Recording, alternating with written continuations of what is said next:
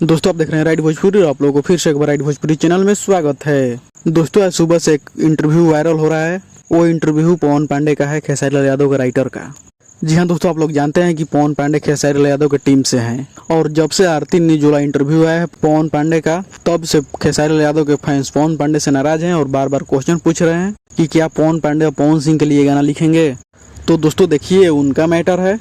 क्या हुआ होगा कि वो पवन सिंह के गाने के लिखने के बारे में क्या इंटरव्यू दिए हैं और क्यों दिए हैं, क्योंकि आप लोग देखे होंगे कि बहुत दिन से खेसारी लाल यादव के साथ पवन पांडे का गाना नहीं आ रहा है और इस साउंड में भी हमें नहीं लगता है कि पवन पांडे का गाना आएगा खेसारी लाल यादव के साथ।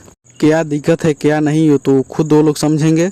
नहीं पवन पांडे का खेसारी लाल यादव के साथ कोई फोटो शेयर हो रहा है, ना ही पवन पांडे को अभी खेसारी लाल यादव से इस समय मिल रहे हैं। चलिए कोई बात नहीं, सबका अपना अपना मन होता है, डिमांड होता है। वो राइटर हैं, किसी को भी गाना दे सकते हैं। वो राइटर हैं, किसी को भी गाना दे सकते हैं, चाहे वो पवन सिंह को दे, चाहे खेसारी लाल यादव को दे, या किसी भी अदर सिंगर को दे, उससे कोई मतलब नहीं है। लेकिन एक रिलेशन होता है कि पवन पांडे खेसारी लाल यादव की टीम से थे, या फिर देखिए पवन सिंह के साथ गाना आता है या सिर्फ पवन पांडे जी ऐसा ही बोल दिए थे।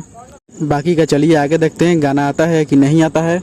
आप लोग गाने का एंजॉय कीजिए, कौन लिखता है गाना इसका मैटर नहीं है। तो चलिए इस वीडियो में इतना ही, मैं मिलता हूँ किसी अगली वीडियो में। बाकी अभी तक हमारे चैनल को सब्सक्राइब नहीं किया तो प्लीज चैनल को जरूर सब्सक्राइब कीजिएगा और इस वीडियो को लाइक कीजिएगा, शेयर कीजिएगा। तब तक जय हिंद, जय भारत।